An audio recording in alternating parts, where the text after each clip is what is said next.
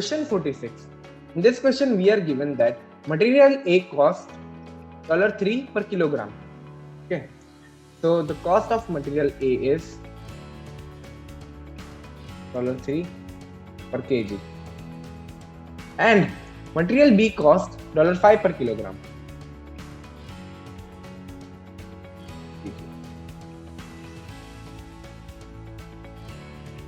Now we are given that if 10 kilograms of material K consists of X kilograms of material A and Y kilograms of material B.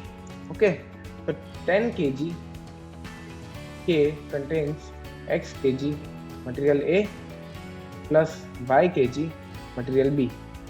We want to figure out that is X greater than Y. So this is clearly a yes or no type of problem. So let us define yes and no first of all. So X greater than Y will be our yes. X less than or equal to Y will be our no. Let us jump to the fact statements now.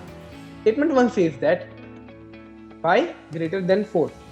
So if Y greater than 4, then let us take two cases where Y is equals to 5, Y is equals to 6. So if Y is equals to 5, then directly, because 10 is equals to X plus Y. This is the statement that we have, okay?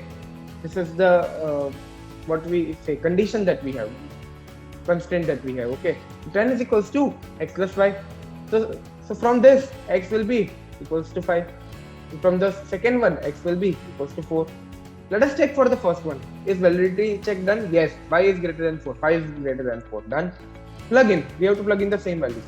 So what is the relationship between X and Y? X is equals to Y. So I got a no over here. Now, if Y is equals to 6 and X is equals to 4, then X is less than Y.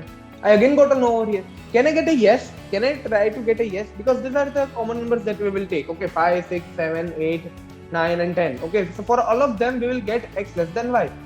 But there is one range which we are forgetting. Okay, that range is from 4 to 5.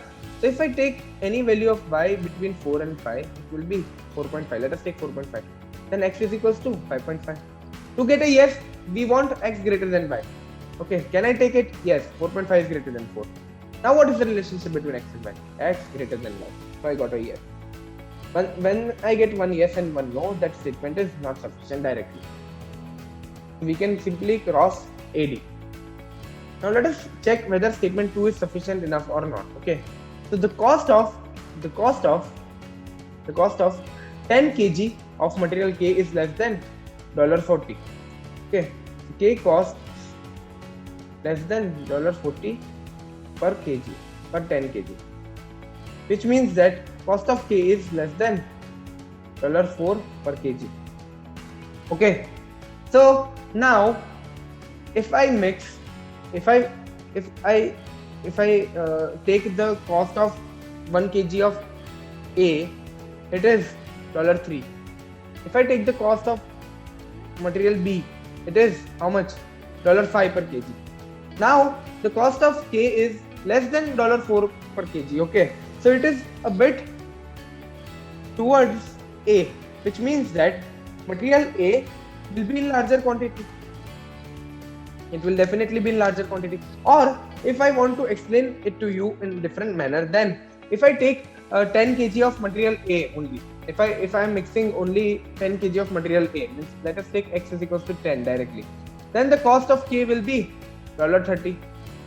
If I am taking X is equals to 0, which means Y is equals to 10, I am taking the whole B, okay, then the cost of K will be $50 per kg, 10 kg. Per 10 kg, okay, per 10 kg. Okay, now if I take X is equals to 5 and Y is equals to 5, then K will be $40 per 10 kg. So we can see when I am decreasing X from 10 to 5, the cost of K is increasing from 30 to 40. And similarly, if I am decreasing the value of X from 5 to 0, it is again increasing from 40 to 50. Which means that if I want the cost of K to be less than 40, if I want the cost of K to be less than $40 per 10 kg, then value of X value of x has to lie between 5 and 10. It has to be greater than 5. Yes. And whenever x is greater than 5, y will always be less than 5. This is the meaning that this means that it is slightly shifted towards A. Means the price is slightly shifted towards A. Okay, which means the quantity of A is slightly, or it can be more greater than, but it will definitely be greater than quantity of B. Okay, so validity check done, and X is always greater than Y. So I got a definite yes over here. So the statement is sufficient. Whenever statement Q is sufficient, P cross CE, our correct answer is in B. I hope it is clear.